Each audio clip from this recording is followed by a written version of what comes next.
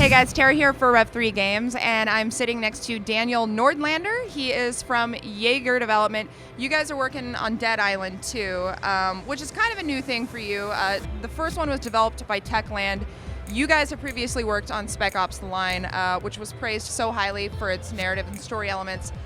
Is that something you're actively trying to incorporate into the Dead Island series? Because I know the first one wasn't really known for its story.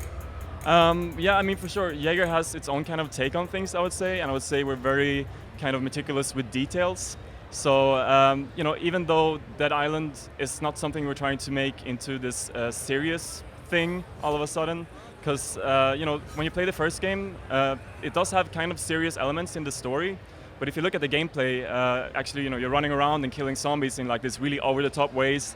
You're modding weapons with like fire mods.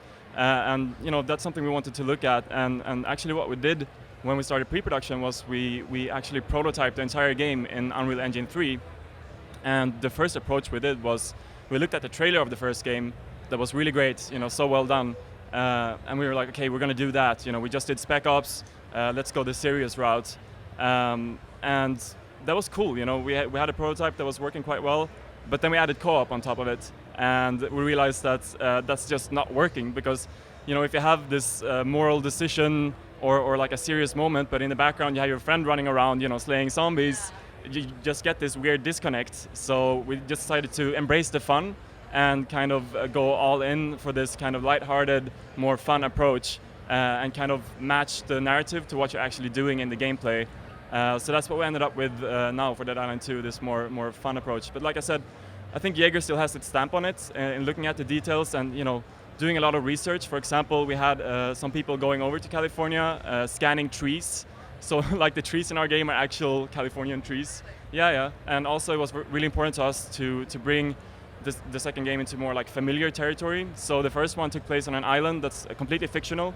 So we wanted to keep that aspect of it, that is like kind of like a paradise. You want to go on vacation there, but we wanted to make it more familiar. So we decided to bring it to California and have these iconic landmarks like going to LA, San Francisco.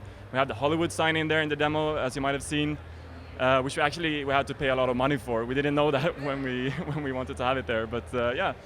So there are multiple locations all over the U.S. then? No, it's all focused in California. So basically, story-wise, from the first game, the zombie virus has somehow traveled from the island of Banoi into the state of California. And what the US government decides to do is quarantine off the entire state. So it basically becomes like a metaphorical dead island of the United States. Yeah. So you're the game designer. I imagine you have a huge role in the actual gameplay of Dead Island 2. Is there going to be a lot different between this one and the previous one? Well, I mean, I would say that when you see the game and you're familiar with the first one, you will see that it is still similar in some ways, but there are a lot of new things. So, one of the biggest things we like to talk about is that we have doubled the player number now. So in the first game you had 4-player co-op, in the second one you have 8-player co-op, and it's all seamless. So what that means is basically when you're running around in the world, you're not really choosing like, oh, I want to play co-op mode now. You're just running around, you might see an explosion in the distance, go and check it out, and turns out that it's another player there. And you can kind of decide then, oh, should we hook up and play together, or do we just want to go our separate ways? Or even compete against each other, because we have like PvP events happening in the world. So for example, you might see like a chopper crashing in the distance, go there and check it out, and when you go close by there, you enter a PvP zone. So you can then compete against other players for the loot of the chopper, but once you're done with that, you can kind of then cooperate with them again. So it's all this kind of seamless thing. So that's one of the biggest new things of the sequel. But of course, we have new setting, new enemies, new weapons, all that good stuff. So yeah, I loved the first Dead Island.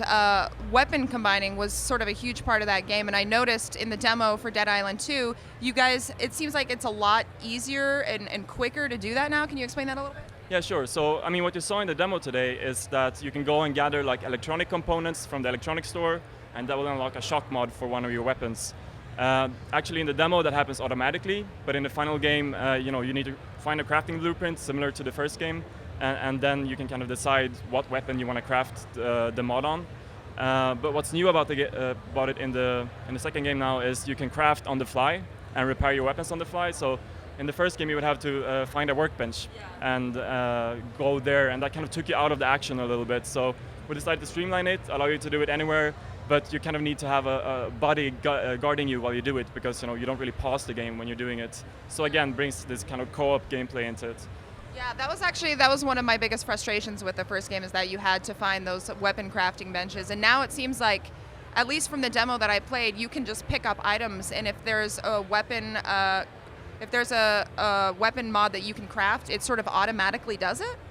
No, like I said, like for the demo, that's how it works. But actually, you need to like decide in the full game, like, okay, I have the recipe for the mod, and I can then choose which weapon do I want it for.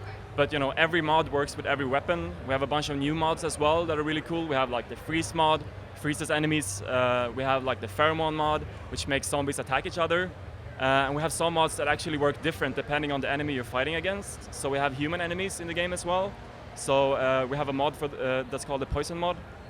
And if you have a poison modded weapon and attack a human with it, he's gonna get infected with the zombie virus and like instantly turn into a zombie and start attacking his own friends, kind of. Let's talk about multiplayer, because that is a big part of Dead Island 2, from what I understand. How are you guys working on that, and how's it going to be different? So how it's going to be different, like one of the main ways it's influenced the game is kind of in the whole structure. So since it's completely designed from the ground up for co-op play, what that means is that the way you do missions and quests has changed slightly. It's still, you can have these classical missions that you get from NPCs, just like in the first game. But what we added are these kind of events that happen in the world. So like in the demo, for example, there's like a bar where some survivors are, having a party because they're, embracing the apocalypse, and they still need to have fun even though there's zombies everywhere. So they ask you, the heroes who are immune to the virus, to like, hey, guard us while we're having this party because it's making a lot of noise, attracting zombies. And you as a player, when you go nearby, you get notified that the event is taking place, and you can then choose, do I go there and help them out, or do I just go and do my own thing? And based on how much you contribute to help them, that's going to give you then more rewards, basically. So that's one new big different thing. I read somewhere that it's the actual zombies in this game seem to be able to take less damage than previously. Is that true? And if so, how do you sort of find that balance there? Are there more of them? Are they just easier to take down in general? Yeah, so I mean, we played around with a lot of different things. Like I mentioned before, we did this a lot of prototyping work back in the day, and we had a lot of different combat systems. We tried out having really tough zombies. So you would only fight a few at a time. We tried out having a lot of them at the same time, and that's kind of more the direction we decided to go. Part of it is because we're going next gen with it. So Dead Island 2 is only coming on next gen platforms and PC, which means we were allowed to up the zombie count. So in the first game, you kind of have this almost like duels against 1 to 3 zombies at the same time. But what we did was, we have upwards of 20 to 50 zombies in the same battle sometimes, and that definitely influenced how we designed the combat. So we added a new type of attack. For example, on the left trigger, you now have a power attack, and that's specifically designed to handle large groups of zombies. So it's this kind of big swipe thing that you can use to take out multiple zombies at the same time.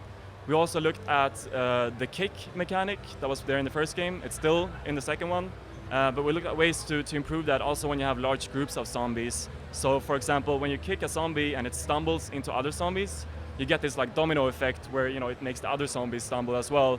And you kind of use that to your advantage when you're fighting larger groups of zombies. You can kind of kick a zombie into another group of them. That gives you some room to charge up a power attack and take out several of them at once.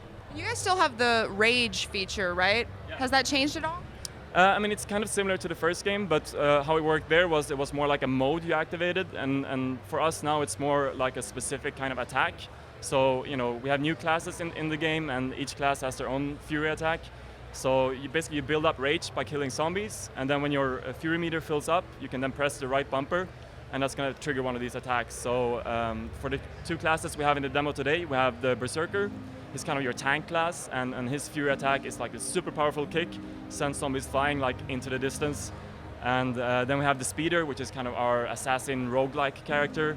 and her Fury attack is like a stabbing kind of attack. So you can kind of target a zombie that's kind of far away. She will like sprint up to them and like stab them in the head or stab them from behind. They're coming from behind. So yeah. Awesome. Do you guys have a release date for this game yet? Yeah, so Dead Island 2 is coming out in spring 2015 for PlayStation 4, Xbox One, and PC. Thank you so much for your time. We are checking out Borderlands the Pre-Sequel right now, and I've been waiting so long for this, finally getting hands-on with the Claptrap character. I'm going to hand the mic off to you and let you talk a little bit over me as I play. Yep. So yeah, of course, Claptrap, like all Vault Hunters, has 3 skill trees. His leftmost one is called Boom Trap, and that's all about making him really powerful with explosive damage.